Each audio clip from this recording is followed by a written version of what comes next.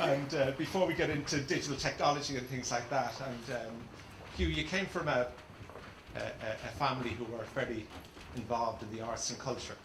Could you talk to us about that? This is every journalist's nightmare. It's quite a bit, the table turn. Yeah, I come from a family, a theatrical family. My mother is a well-known actor, Linehan. Oh, sure.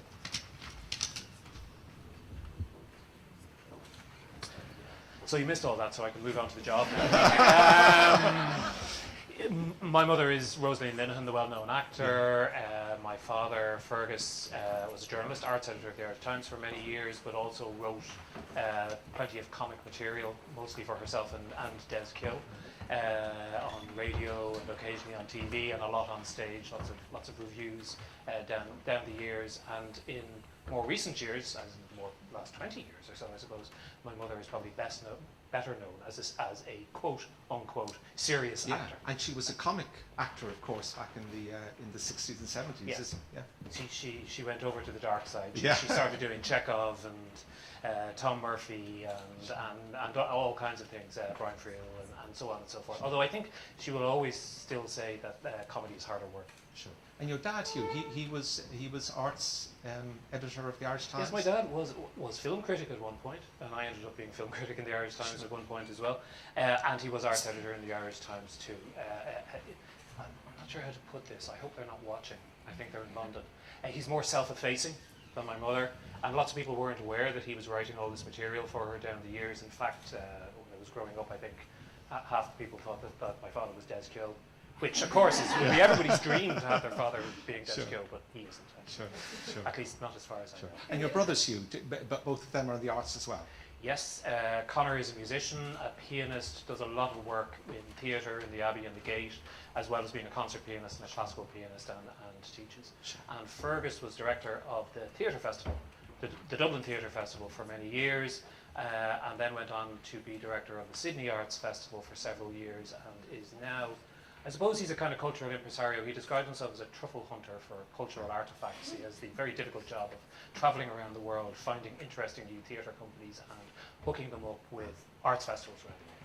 Oh, wow. And my sister is the only member of the family with a proper job. She's a teacher. Fantastic. Ivana, yeah.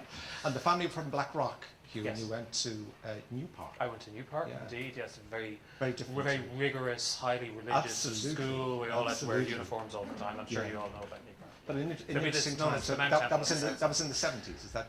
Yes, yes, there were lots of flares until punk rock arrived, of course. Yeah. And you were a punk rocker, I believe. Is that true? My life was changed when I heard Anarchy in the UK Wow. for the first time. Yeah. Okay.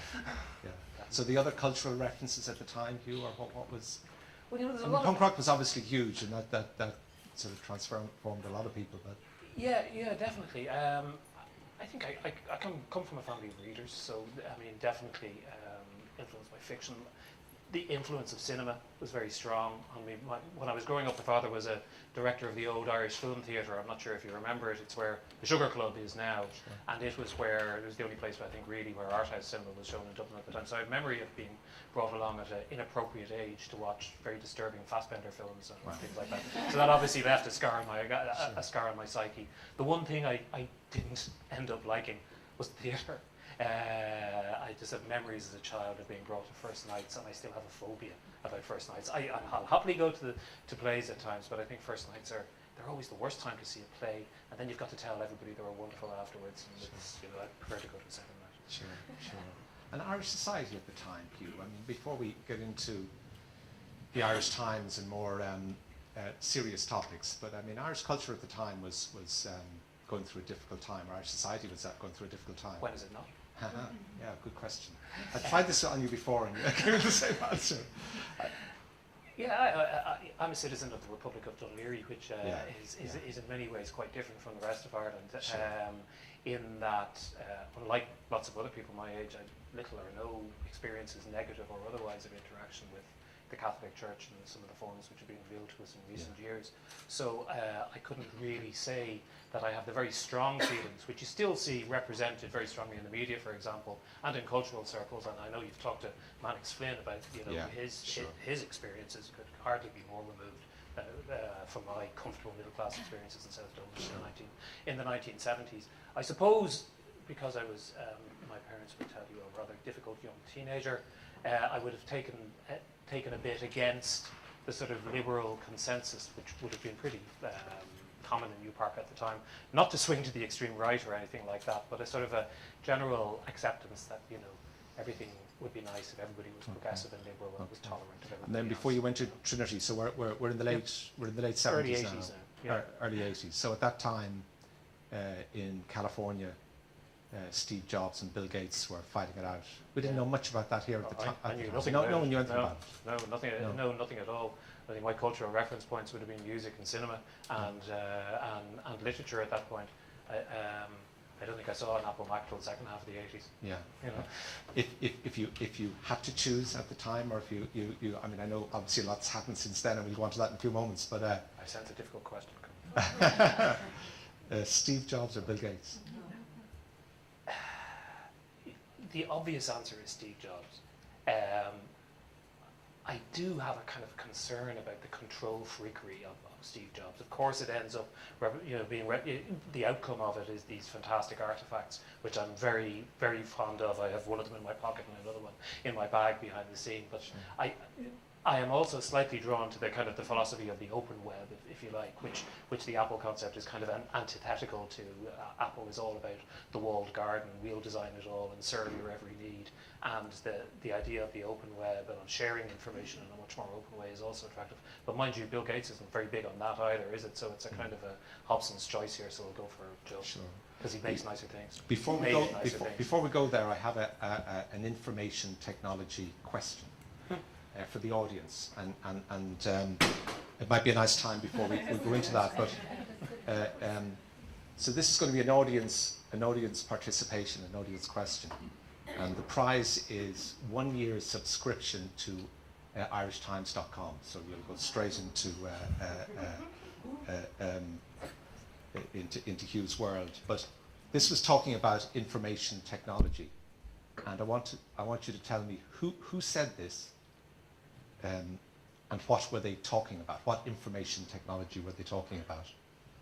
This invention of yours will create forgetfulness in their souls because they will not use their memories.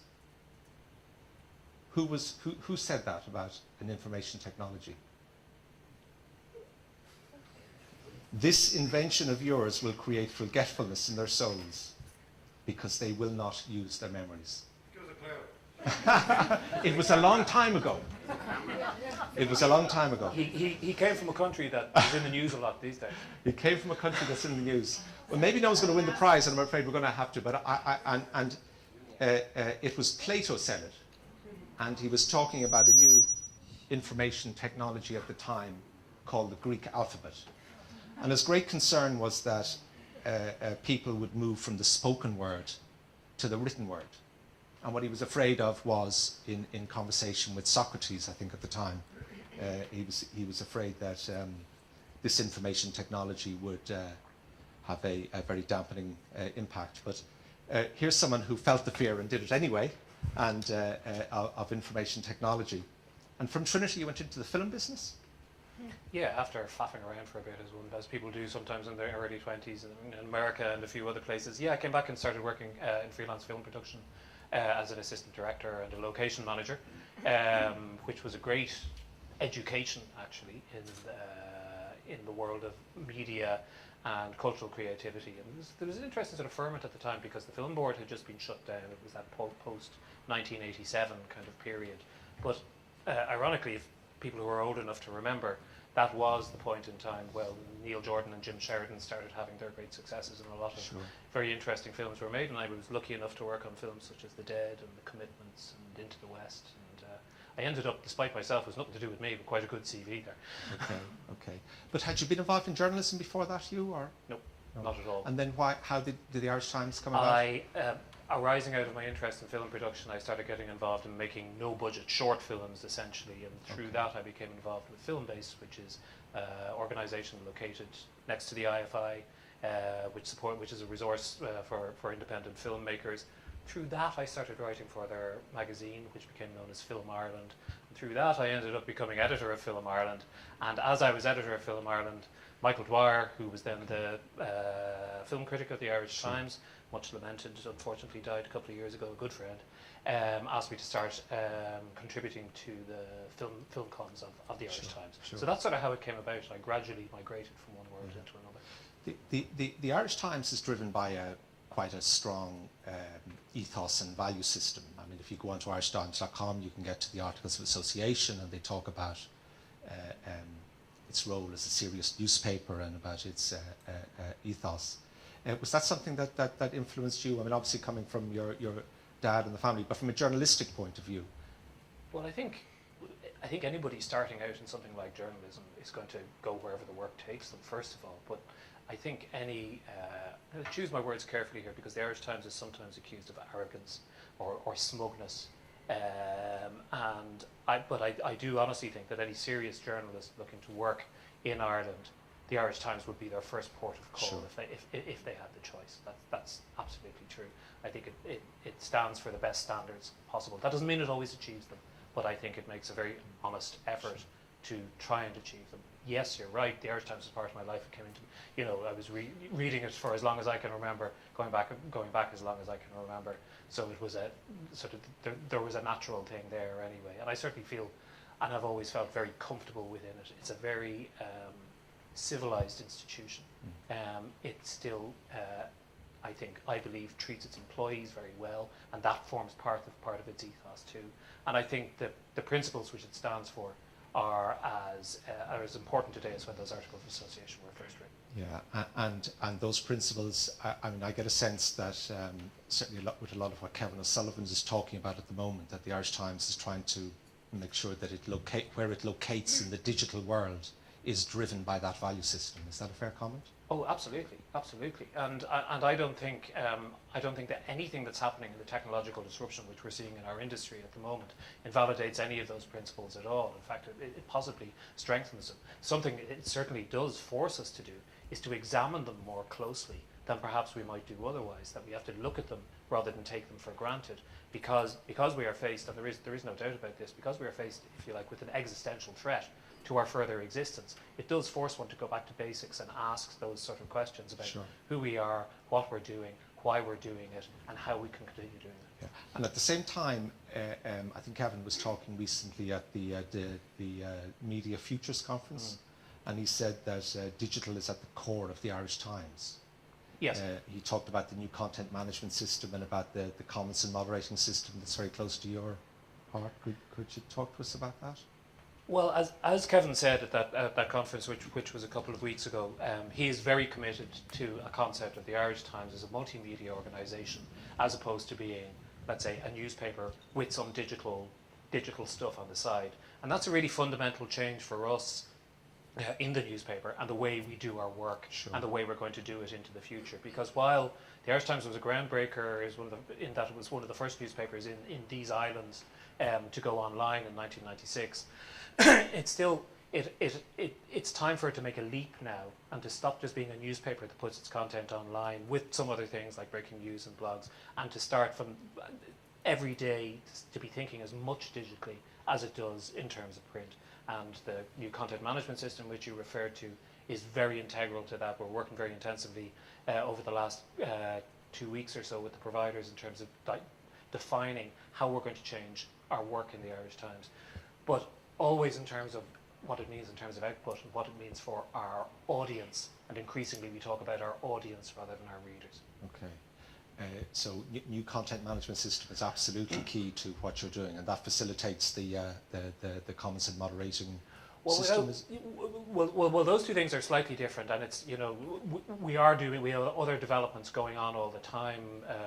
We have Johnny Ryan in as our sort of innovation officer at the moment, and Johnny is always coming up with good thoughts, some of which work and some of which don't, and that's exactly the way it should be, because in this new world you have to be prepared to try things which will fail and move on and try more things and try again, and Johnny has a role there too.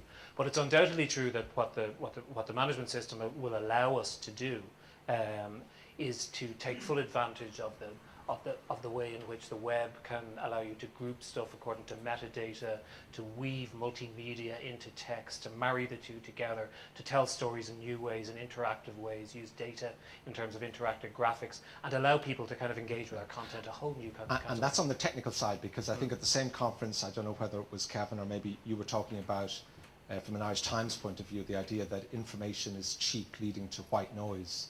People need insight they can trust, and thus the Irish Times, which to me seems to be the sort of the qualitative side of the technical side of what's happening. Yeah, and I think that was Kevin, and he's absolutely right. I mean, what's happening is one of the things that I'm glad he said is that people talk sometimes slightly derisively about the Irish Times as being the newspaper of record. Sure. Now, the era of the newspaper of record is over.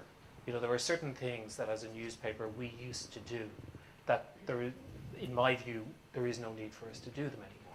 When the Anglo-Irish Agreement was, published, we'd print the full agreement. When somebody made a very long speech, we'd publish the full speech. Now, the reality is that all that kind of information, call it data, call it whatever you want, is now freely available on the web. The value that we can bring to that kind of information is context, analysis, depth, and now also providing a platform for debate around that as well. Okay. And that's what we'd be looking to do. And it seems, I mean, maybe I'm trying to, maybe up to ask leading questions, but it's trying to bring together both a responsiveness to the technical side of the digital world with the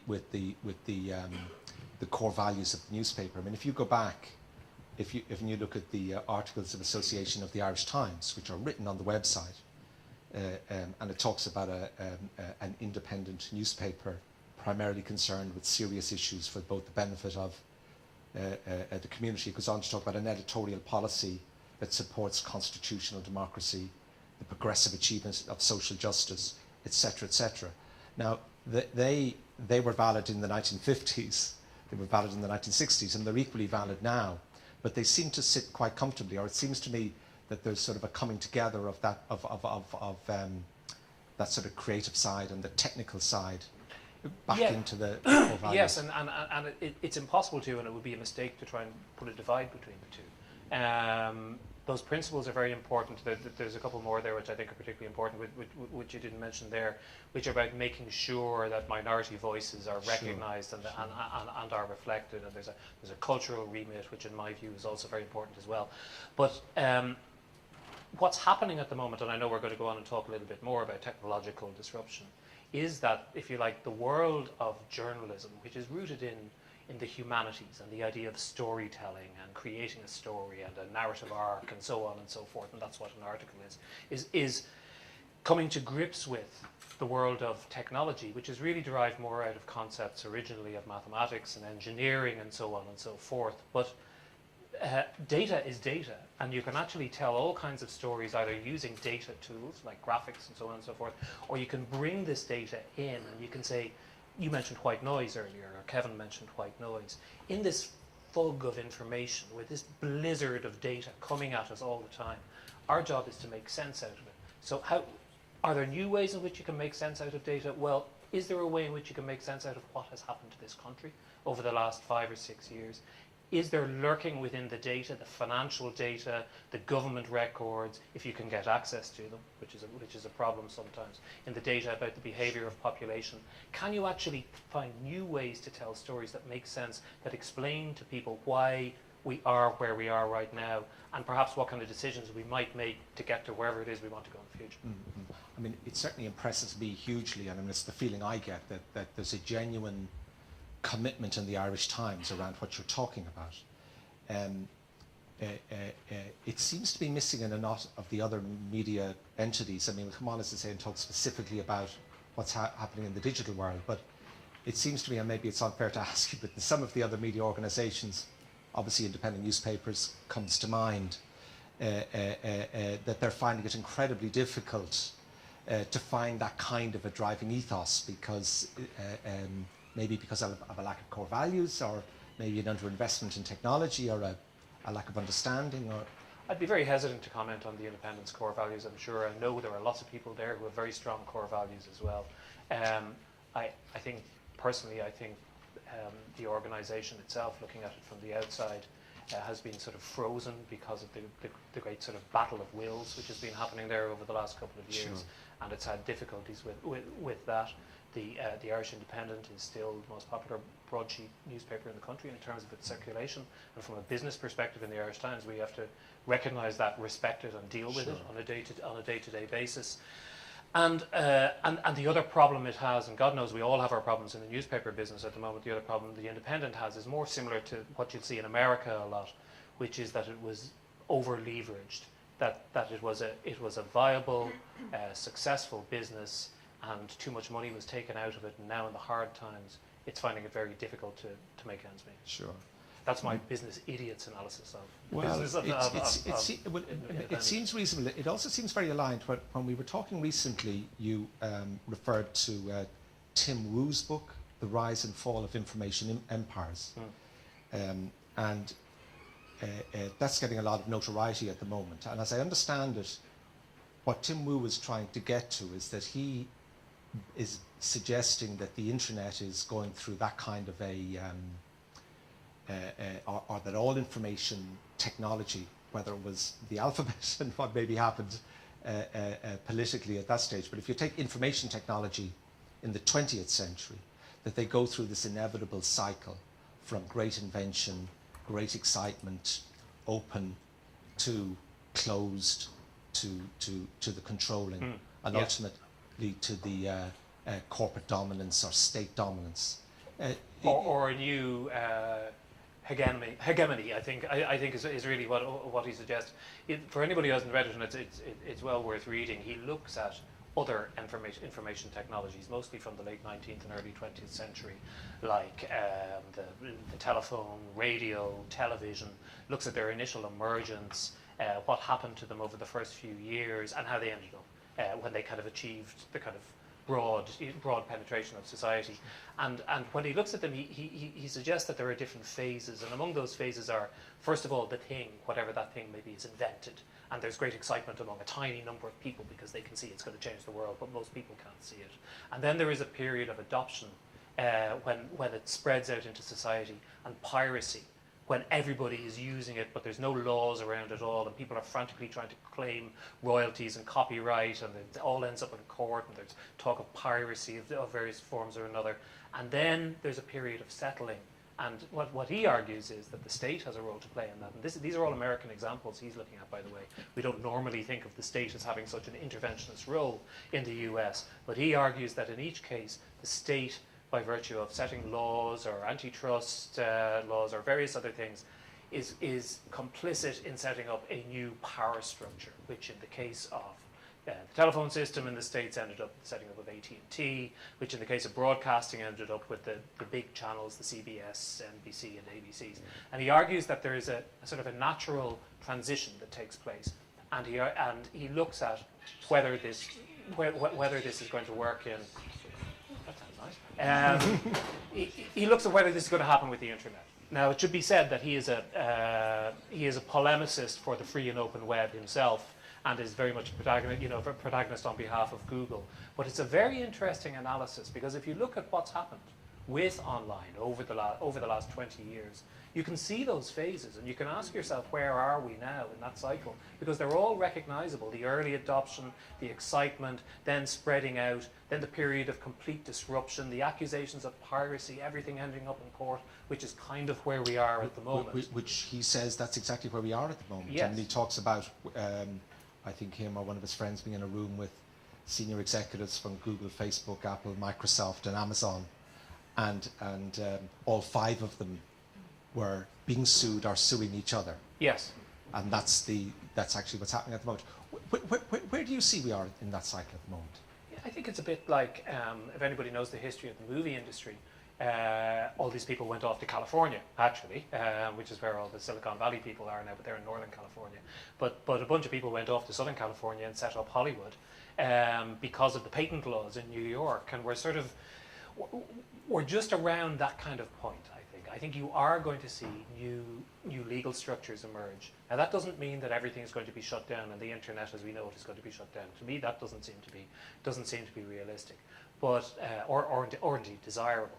But you can see there are moves towards, SOPA in the States and various other regulatory forums. There's debate in Europe about what sort of regulation should be around. And frankly, even though my instincts are libertarian, as I said earlier, I do believe in the open web and the benefits that it brings to society. There are certain issues around where, for example, we in the newspaper industry are, relatively tightly regulated in terms of what we are or are not allowed to do, and are subject to, various types of legislation which have emerged over the years, and rightly so. But is that the same case when it comes to people who are producing content and perhaps competing with us online? No, it's not. So there's a sort of a disjunction between, frankly, an archaic regulatory framework which applies to something called broadcasting and then applies to something called print media, and up to now barely applies to internet businesses at all. Whereas actually the distinction between broadcast and print media is blurring every day, and I think is going to become completely irrelevant over the next 10 years or so. And where do internet-only operations fit within all that? So there's a major debate to be had about that, and undoubtedly the state and the regulatory framework has some role to play in it. So while I have a sympathy for the open web, I don't hold with the ultimate libertarian position, which is that there should be no laws or no regulations. Sure. But then if we go back to my Plato thought at the outset, and if we sort of can agree that a lot of the laws, the intellectual property laws, are obsolete, they can't deal with where we are at the moment. That's certainly my view. The patent wars, therefore, are just becoming sort of an outcome of that. That what it does open the door for sort of corporate dominance, and that's what has happened historically. Well, certainly, and we can see it coming if it's not here already.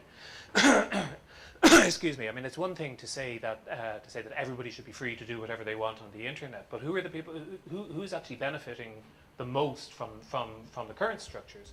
Well, it is the new great powers, and you mentioned them earlier. It's Google, it's Amazon, it's Facebook, it's Apple, and it does come back to some principles as well about us being a small open economy and a small country, and for example, from an Irish Times perspective, us being a small independent media company, which is incredibly difficult, and two huge dynamics then coming out of that, and one is that each one is trying to create their own walled garden, and we can debate in a moment as to who's more likely to, whether it's coming from software dominance or through commercial dominance. But I mean, that seems to be going on at the moment. They're all building their walled gardens, and they're trying to bring us into that garden. Well, I think actually each one wants to be the internet. Yes. I mean, I think what Facebook wants to be is it wants to be the internet for the majority of the population.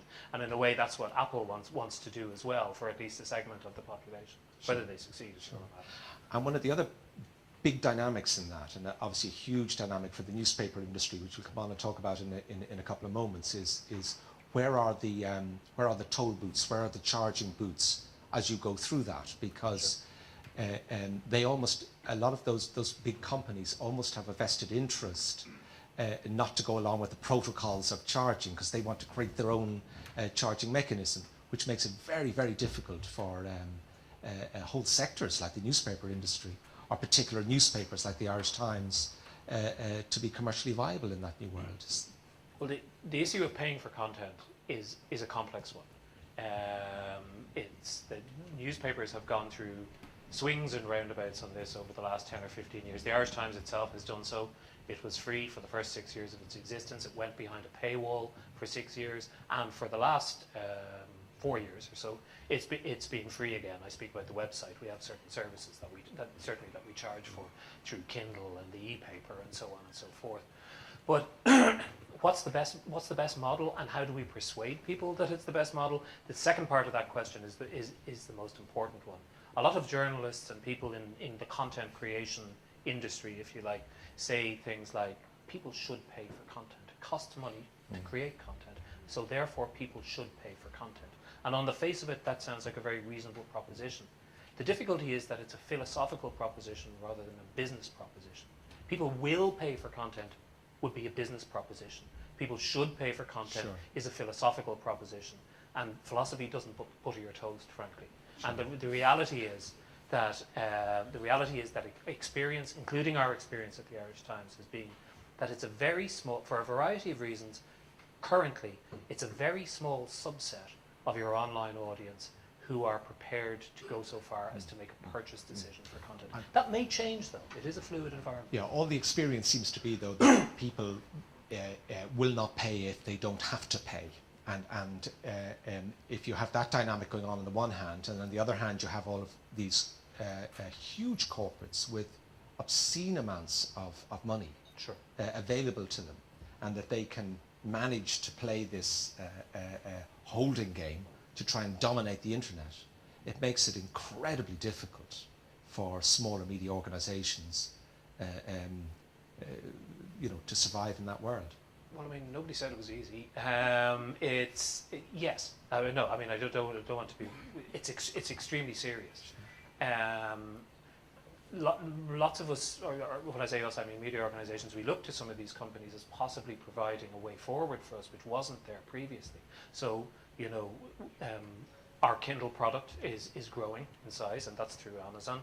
Our e-paper application for iPad goes through the Apple gateway to some extent, although not entirely. There's a pull and push that goes on with these people about what's their cut, which is not unimportant. It's one thing for a newsagent who has to pay for his electricity and his staff and his rent and so on and so forth to take, let's say, 30% of the price of an individual copy of the Irish Times. It's another thing for Apple, and that's what they take, is 30%. That's pretty high margin. And equally importantly, I think what they're more interested in, Apple, is not even so much their paltry 30% of Irish Times sales. Sure. It's the knowledge which they hold about our customers, and that's really important.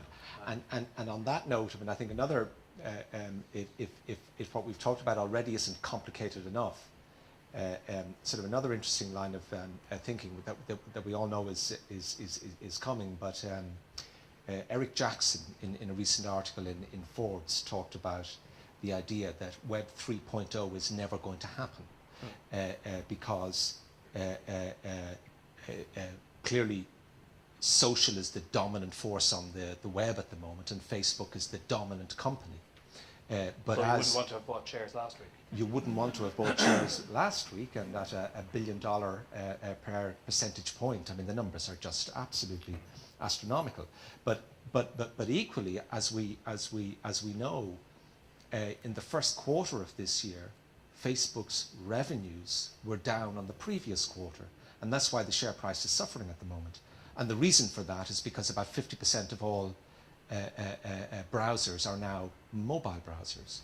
So obviously the Apple in particular, but smartphones and the iPad in particular are actually killing what we know as the traditional internet. Yes, and it's one of the things that's hugely exciting about this is it keeps changing all the time. You wait 6 months and another train comes along and runs over everything you thought you knew. You knew 6 months ago, if I didn't have to pay a mortgage, it would just be great. But I think the thing with the specific point about Facebook is that they took I think because their strategy was based so much on rapid audience growth over the last 5 years or so, was they took their eye off mobile, and in fact if you look at their mobile applications, they're really not very impressive compared to some of their other things. So it's they lost some opportunities there. Yeah. Whether they managed to get them back is another matter. The broader question about the transfer to mobile, I think, is incredibly interesting. That is not just the new frontier, because clearly we've all crossed that frontier. I'd say there's barely a person in this room who doesn't have what is essentially a high-powered computer in their pocket, with which they can consume all kinds of content and do all kinds of interesting interactive things. That really changes so many things, and really this is not just about media, and it's not just about newspapers, it's about everything. It's about writing novels, it's about selling cars, it's about getting jobs as a gardener, it's about everything. It fundamentally changes the building blocks of the way we order our society. And people don't necessarily reflect on that. I mean, I think it's sort of it's accepted by a lot of people that Google and Facebook are the two dominant forces. But of course, Google was the dominant force of Web 2.0. Indeed. It has struggled desperately to find a place in social. I mean, Google Plus has been a failure. Yes. I don't know if we're allowed to say that, but yes, I think we can say that. We can say that. And now we're saying so Facebook recently floated on the stock exchange worth whatever, 116 billion yeah. US dollars, and it's down to a mere 80 billion today, or whatever it is. But that's quite quick. I mean, in the period of 2 weeks. And again, it's because the same dynamic is happening, but it's happening at an accelerated pace. Yes. So therefore, Facebook is potentially facing extinction. I suppose that's Eric Jackson's view. Is that a... Well, I think that, the history of the internet over the last 20 years, shows us that nothing is forever. And that one of the things that characterizes this phase of human development, or whatever you may want to call it, is that, and I think people have done some work on this in the States, is that the life cycle of great companies has become an awful lot shorter. Sure. And we're familiar with that, with examples like Yahoo in the internet world, and various other things just being shadows of their former selves, AOL and so on and so forth. So it stands to reason that similar things will happen with the Facebooks of this world. I'm equally interested by something like Twitter, which is a huge social and cultural influence globally, but doesn't make money. Where does that go ultimately in the end? There was an expectation that Facebook would be a huge cash cow in some way, because it appeared to have a clear revenue stream business plan on the basis of advertising. But then you hear now very large companies in the United States pulling their Facebook advertising because they reckon that it's not actually having any impact. And there is some interesting things to look at in terms of how does doing business, doing advertising, making transactions work, how do those work online? And maybe that doesn't work for Facebook. Well, maybe there is no business model underlying Facebook. Huge question, certainly in our end of the industry and your end of the industry. But just to underline that point, Tim Cook, the CEO of Apple, in a recent interview, gave the following stats. He said that there was 67 million iPads sold in the first 2 years, and that's accelerating. The sale of them is accelerating. It took 24 years to sell as many Macs. It took 5 years to sell as many iPods, and it took 3 years to sell as many iPhones. I mean, it's just phenomenal penetration. But yet Apple is a product company. It's not an internet company in the way that Facebook is, or the way that Google is. Sure. So that's it's a hardware company. It's a hardware company. That's where its profits are from. So how do you see that playing out, Hugh?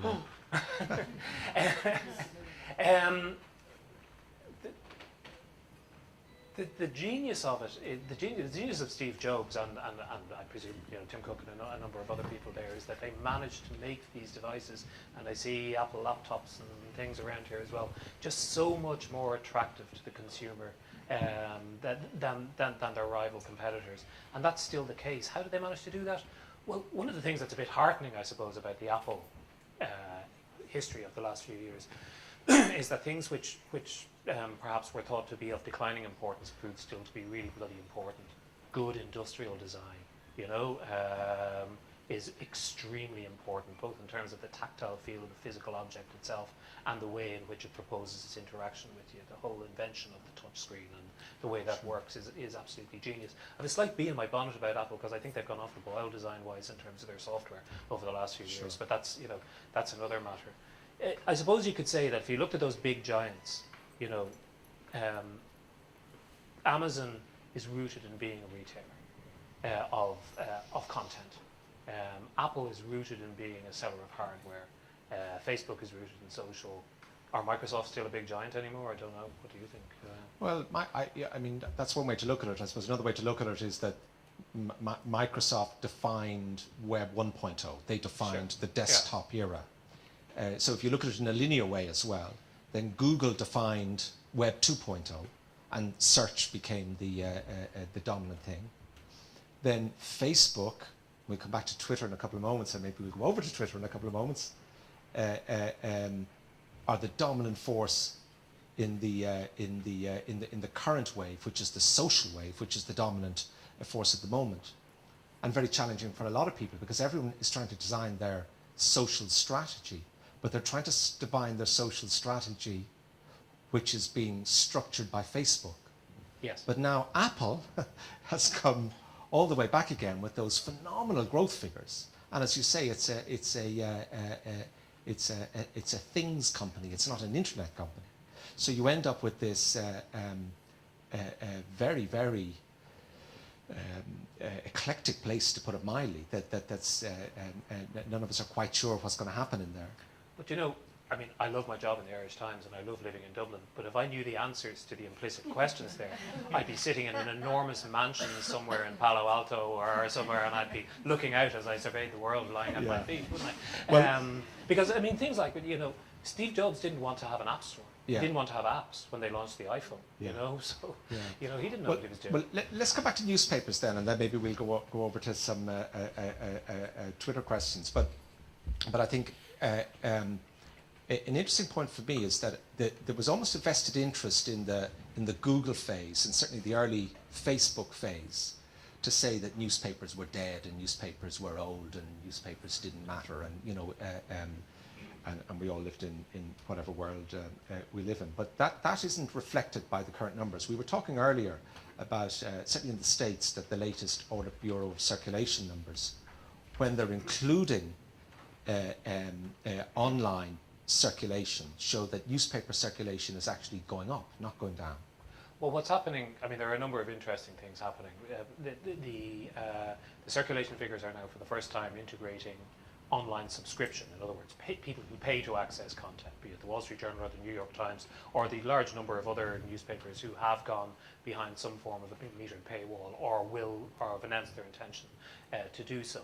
So that has an impact on the figures. You could argue the toss about how, you know, whether that type of a digital subscription is exactly equivalent, how much do people pay for it, and so on and so forth, and there's a lot of complexity behind those numbers. But I'd go to something more basic, actually, which is from the perspective of the Irish Times. More people read the Irish Times now than ever did in its history. Absolutely. Now, there are serious challenges with the business model and how you, dread word, monetize those users in some ways. But the fact is that in terms of our mission, as defined in the Articles of Association mentioned earlier, we're getting our mission out to a broader audience, and a huge audience outside Ireland, for example, that we never did before. So that is unequivocally a very good thing. The problem of reaching out to an audience is not a problem for any of us. We are probably more influential than we ever were before. And people who talk about us as being, you know, stale and old and dead would have trouble reconciling that with the actual numbers of people who come to us for one reason or another. But we still have the problem of turning those numbers into something sustainable, so we can go forward and continue doing what we do. And again, maybe we'll come back to that. But I mean, so I suppose a huge challenge at the moment, therefore, is a common way of recording what is you know, circulation and readership, and display advertising, which was the thing that was sold in the back of that. It just doesn't compute anymore. Well, I suppose one of the things is as well that, you know, newspapers are very different in different countries. So we always tend to look towards America, and for good reason, because it's very often the harbinger of the future before we know that it's the future. But the American newspaper industry is very different from the Irish and English newspaper industry, which in turn are very different from the European newspaper industry. And in the United States, they were even more dependent on advertising and really not so dependent on paying for content. They had very low prices for their newspapers, and all that model has shifted enormously. Plus, in America and in Europe, most people subscribe to newspapers as opposed to going into a shop on a daily basis and buying them, and that changes very much the dynamic of your business in terms of paying for content. But people do tend to focus, to my view, almost too much on the paying for content end of things. The reality is that for most newspapers, other forms of revenue always formed the majority of their revenue, and those are the ones that are actually even more under threat than circulation. In terms of looking at what the numbers are, we would look at our paid subscriptions, which currently are to two products, which I mentioned earlier, and we'd also obviously look at analytics, and we look at those not just every week or every month. We look at them every day and every hour, and we now have a big screen up above our news desk telling us what's trending up and what's trending down. It can be kind of horrifying sometimes, to be honest, and it doesn't mean that all our decisions are informed by that alone. But it's very useful information, and we use it to inform. And that's just going to have to become a common language. I mean, yeah, I think, and it can be quite arcane. You know, people talk about unique users, or people talk about number of visits. They talk about whether it's daily or monthly. People talk about page impressions. I mean, we were talking earlier about numbers of, excuse me, we were talking earlier about numbers about unique users. Now, I in my own right am 6 different unique users between the phone in my pocket and the iPad there, and the laptop at home, and the desktop at home, and the desktop in the office, and something else that I might have been looking at.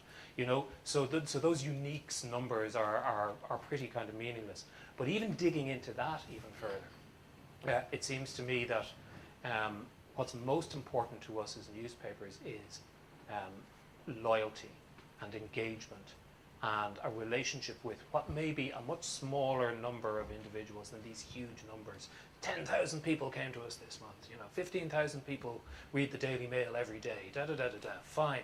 But what you're really interested in is the subset, which is maybe 150,000 people, 160,000 people, who see us as their prime source of trusted news, and for that reason come to us every day. They're the people who are of value to us in terms of fulfilling our mission in the Articles of Association, and frankly, they're also the people who we can make a viable business out of into the future.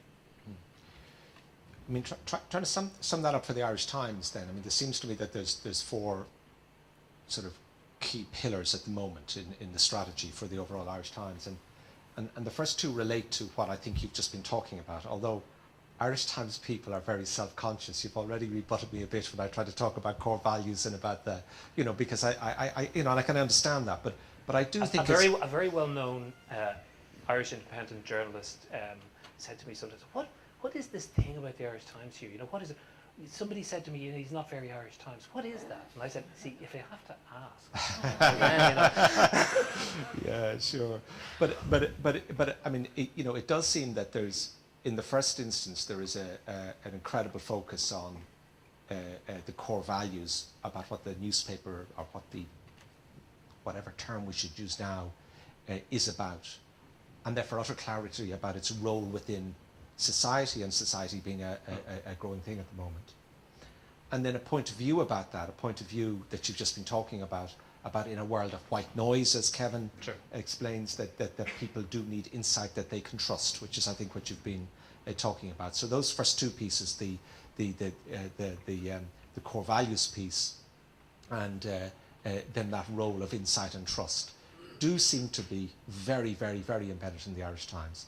And although I absolutely accept it's unfair to refer to other media organisations, but it's very, very apposite at the moment that a lot of media organisations in Ireland, when the pressure has come on, have found it very, very difficult to be substantive in that space. And not just in, I mean, when you listen to the Leveson Inquiry every night, fundamentally it is about an absence of those 2 things, which to me seem to be absolutely present in the Irish Times. And then on top of that, I'm starting to feel a but. Well, there has to be a but here.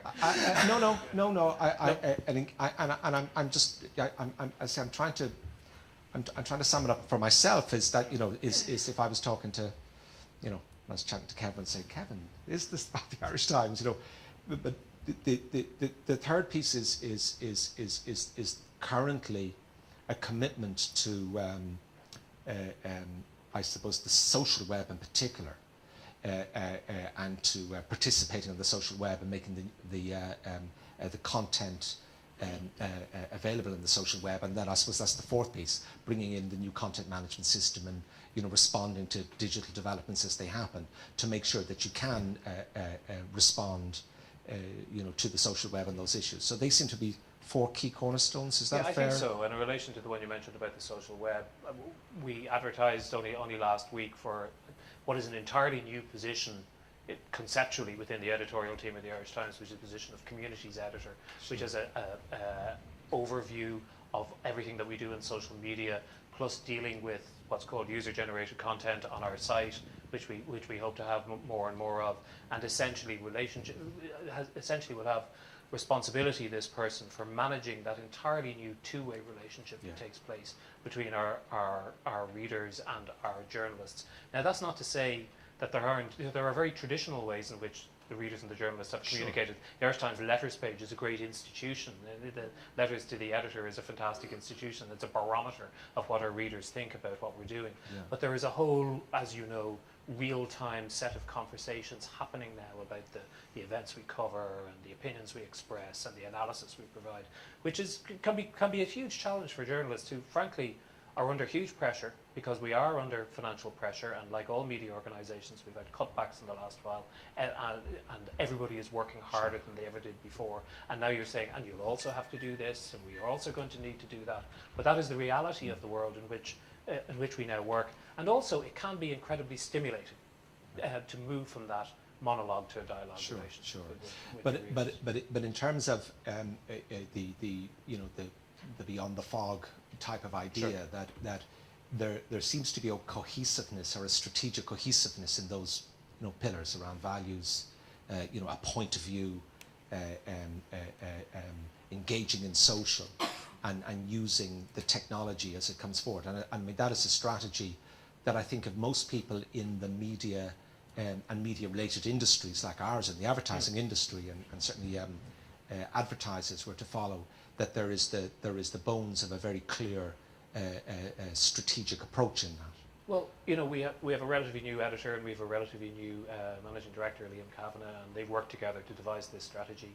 And I think journalists can be creatures of habit a lot of the time, and they don't necessarily always react well to change. But I think there's very strong buy-in by people in the Irish Times. And then, of course, two huge unknowns that we agree, or even we can't even really go there. One, what is a mobile internet going to look like? Sure. We just don't know. It's happening. And secondly, is the business model and the payment systems. And again, it's emerging, but depending on who wins in the internet wars and what particular walled gardens we've got to play in, that could change. Yeah, and all we can do is try small things and watch what's happening in the broader world. So sure. Newspapers have looked with great interest at the New York Times experiment, but we do need to be conscious that the New York Times is a massive global media organization. The only comparable one I can think of really is the BBC, and therefore is not comparable with smaller media organizations in small countries. It's particularly in fiercely competitive markets as we are, where people can source basic news services from 7 or 8 sure. people at the flick of a switch. Sure. Before we hand over, before we invite people in, just one last question. If you go back to the sort of cultural and artistic roots of the community you came from, and the people that you had a healthy respect for in those days, how have their lives been both enriched and challenged by what's happening at the moment in digital information technology? Well, it's funny, isn't it? Because people tend to segment this into a generational phenomenon to some extent. But I know people who are in their 60s who are incredibly across with technology, and people in their 30s who aren't at all. Have people's lives been enriched by? I think everybody's life is enriched by digital technology as much as they let it be. I suppose what I mean by this is an Irish Times columnist wrote, I know you'll find this hard to believe, but a rather ill-informed article a few months ago, which was about the evils of Twitter. And this columnist in particular had been advised by his sons that he should get on Twitter to follow the many players from Liverpool Football Club who were on Twitter and had many interesting things to say, apparently. So he wrote this column about how, in fact, they hadn't had very many interesting things. In fact, they had nothing interesting to say. In fact, Twitter was full of nothing but rubbish spouted by idiots. Now, I'm an Everton fan, so I can tell them that anyway. Sure. But what he misunderstood was he was confusing the tool with the content. It's like, you can use a telephone to save somebody's life, or you can use a telephone to get somebody killed. It's still just a telephone, and it's what you do with it that counts. And I think that goes to the core of what the Irish Times is about, and no matter whether people are consuming content or creating content, or, as is increasingly the case, doing both almost simultaneously, I think that's still true. Sure. Okay, thanks, Hugh. Can we open it up? Would anyone else like to get involved?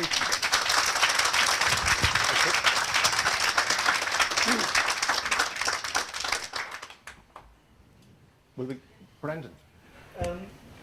Kind of coming from an advertising kind of journalistic perspective, you kind of have a great belief in brands, obviously, and the value of brands, and what newspapers particularly have thrown up over all of the generation has been some of the strongest brands in the history of the universe.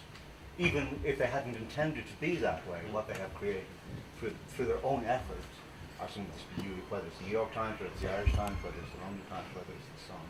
Brands have enormous power and enormous consequence, socially and philosophically and morally, for good or bad. Do you think, though, that the internet per se can ever recreate that type of controlled brand, which was kind of a directional, informational structure? What it has created are brands that are non-directional, such as Twitter, obviously, or Facebook, which are ad hoc. They are not directional.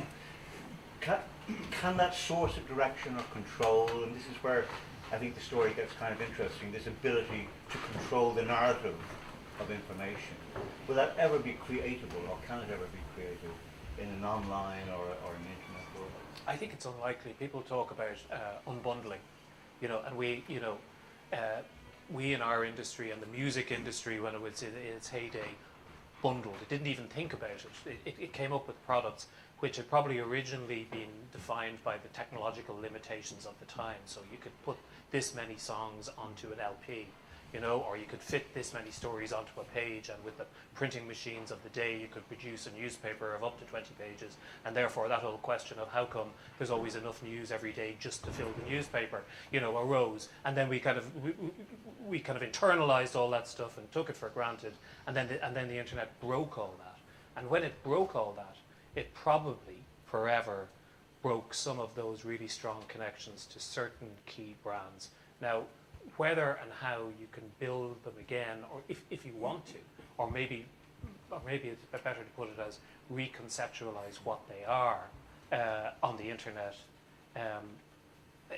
we're really going to have to see. I know in my own experience, when I was in my early 20s, I might read one newspaper a day. These days, I might read articles from 15 to 20 or more different newspapers and magazines per day. Now that is probably a breaking of the brand, of some of those brands in a way. In one way, they've become far wider, because I can read the New York Times. I wasn't able to do that when I was in my 20s every morning. But in another way, they lose their power because they don't have that hold, that power, that control, which you've described. I think it's likely that there'll be a kind of a breakup and a creation of what you might call micro brands within that. You look at something like Top Gear and BBC and Jeremy Clarkson, and each one of those is a brand, and that currently one owns the other through a complex series of licensing agreements, and the Sunday Times obviously owns a bit of the Jeremy Clarkson brand as well. And at some point in an example like that, somebody might say, well, actually JeremyClarkson.com is the brand, and that's what you'll build it around. I should say I can't stand Jeremy Clarkson, but I do recognize the power of that, and that therefore, call it star power or celebrity power or following people rather than brands, may come to replace it more. I know in my experience, I follow people on Twitter and I respect their opinion, and if they say that something is good, I might go and have a look at that thing. So that's a whole new, those individuals are brands in a way that they weren't 10 or 15 years ago. So ultimately a journalist could become bigger than the newspaper he or she serves? A certain type of journalist can. And I'm not, in other words, what you might call a star. Newspapers always have stars. We're not the. We were interviewing Clive James a few years ago, and he did this, invented the notion of the modern TV column when he was writing TV reviews for the Observer in the 70s. And the other journalists were so pissed off because the Observer paid him, I think, a week's salary for watching a couple of nights of TV and coming on. He'd come into the office and write it, and they could see it only took 2 hours, and he's got a week's salary. Well, it's not the civil service. He was a star, and that's one of the things that we need to recognise. But there's other kinds of journalism as well. There's hard, slog, thankless, unglamorous journalism. Somebody goes along to the court case every day and acts as witness. That's a very important part of journalism. They were there, they saw what happened, and they accurately report on it. And that kind of journalism, the difficulty for us now is how do is there a business model underlying that, which is something we didn't need to contemplate before because it was all bundled up into the one big package. So you had your glamorous columnist, you had your court reporter, and they each got different kinds of remuneration, but then you offered it up to the public, and the public gratefully accepted it, which frankly they're not going to do in the same way anymore. Hugh, can we go over to Twitter on your 7,500 followers? We've had loads of questions in, and they've been coming in all day, which is great. One came in three times, so I better ask it. Giggs, Gallagher and Gaddafi. Is Twitter now the cause and catalyst for the news agenda? Each one of those stories is sort of interesting. Let me take the last one. It doesn't work in an Irish Times context because we spell, no, it doesn't work, sorry, we do spell Gaddafi with a G. I think we used to spell it with a Q, an archaic format. My Irish Times colleague Mary Fitzgerald wrote a piece after, if you remember, the abortive Iranian quasi-revolution following the election there a couple of years ago, and there was a lot of talk about the Twitter revolution and how all these young people were using social media to kind of to create a new form of social unrest and rebellion and revolution, and that it just wasn't true. And that whatever about the gig story, and frankly, I don't care about the gig story. I do care about the Gaddafi story. It's extremely important. People are using these tools to communicate, and there is some evidence that in the Arab Spring and in Tunisia and Egypt, I think in particular, that social media had some part to play. It undoubtedly changes the dynamic when everybody has essentially a video camera in their pocket. It's harder to get away with atrocities. And that's important, and I recognise the work of people like Storyful in Dublin in terms of bringing that kind of material to a wider audience. But it does tend to get overstated, and one of the things that bugs me about this stuff sometimes is that some enormous earth-shattering world event happens, and on Twitter everybody's talking about what does it mean for Twitter? What does it mean the president's been assassinated? Very interesting how it played out on Twitter. Well, really, who cares? Unless it really had an effect on the event at hand. And because we're all futurologists these days, everybody's waiting for the world to be changed by things. And the world is being changed around us anyway, but everybody's kind of leaping ahead and saying, this was totally because of social media. And sometimes it isn't, I don't think Gaddafi did fall because of social media, frankly. One more from Twitter, yeah, whatever that's. Does the real-time nature of social media promote good or bad / lazy journalism? It puts pressure on journalists because one of the things that's hardwired into their DNA is to be first with the story. And one of the things that's interesting about the digital medium is it in a funny way, it undermines the idea of the scoop. And the idea of the scoop is absolutely hardwired into me and into my colleagues. We'll get it. We have it first. We get it out. But it's one of these things where you start, because the existential threat, it forces you to go back and look at what that was all about in the first place. A lot of the time, scoops are made up. They're not real scoops. They're kind of pretend, showbizy kind of, we held this back just to try and make a bit of a splash kind of scoops. And also, it was based on the idea that you might, kind of 19th century notion, that people will go into shops and say, oh my God, look what the Irish Times have today, I must buy it, instead of the Irish Independent. Now that's not really the way that people consume these products anymore. And the last thing about it is that on the internet your scoop only lasts 5 seconds, so there's not a lot of, to be frank, hard financial value in your scoop either. So I think we need to be very careful. We've had a couple of instances with the Irish Times where stories, I wrote about this in my blog, when Jerry Ryan died, certain people jumped the gun, certain professional journalists, and tweeted it before it had been confirmed. Some people accidentally, I think perfectly honest, just not understanding the difference between Twitter as a medium and, say, sending a text message, confirmed it as well. I'm not being smug about this, but we didn't confirm it until we had done the things that we do, until we publish confirmation of this sort. And that means getting acknowledgement from the authorities and or the family. And we did that. And the reality is that we were gazumped by everybody because of that. So everybody had it. It was all over Twitter. People were talking about it. Radio stations were talking about it. And we didn't do it.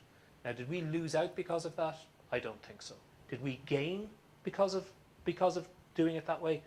Ultimately, I think probably we did, because we stuck to our guns. But there is undoubtedly a lot of pressure. Oh, look at you, slow old newspapers. That story's so old it's been up for 25 minutes. Really, I think any journalist's first instinct when they see it is, God, there, but for the grace of God go I, because everybody, particularly if they're working at the cutting edge of investigative reporting, they're very often operating at the edge of, I don't know, not what you can get away with, but what's permissible. They're working closely with lawyers, and they're, you know, how far can we go in this? And very often you have a situation where a journalist may know for a fact that something is true, but not be in a position to publish it because they can't stand it. But those are the laws by which we live, and we should adhere to them. And frankly, I was astonished by what happened in the Primetime Investigates case. The process of journalism, as far as I understand it, is if first of all, is that you need to protect your employer and your company. Because frankly, that's the first concern for us, is not to libel somebody because of the immense penalties, including possibly being shut down because of the financial penalties which can accrue out of a serious error. But as importantly, more importantly, really, the professional and ethical issues of giving right of response to people if you're making serious accusations against them. I can't understand how the chain of events which were laid out in Anna Carraher's report came to pass. I can't recognise how very reputable media organisation with a fantastic track record in journalism, how this could have happened. I really can't understand it. It's a huge blow to Irish journalism. Yeah, it certainly seems to be the common view of most people. Just can't understand how did that happen. Well, it's terrible, you know, Yeah, it's terrible. it is, And I should also say it's terrible because an innocent man was completely libelled, and that is at the outset, that's the most important thing, and that should absolutely not have happened. But it's also terrible because it's really important to have good investigative journalism in this country. That strand of RTE had done great work in the past, and God knows we don't have enough investigative journalism in this country. The real next innovation that is coming, and I think what's happening in the Irish Times, hugely impacted by Hugh's leadership, which I think we've all heard here tonight, and we can understand where some of that emerging thinking is coming from, or where the thinking it's more than emergent thinking, it's quite substantive and structured thinking. So it was fantastic, and thank you for giving us such a wonderful insight into that and a great education. I think we all know a lot more about what's happening now than we did an hour ago. So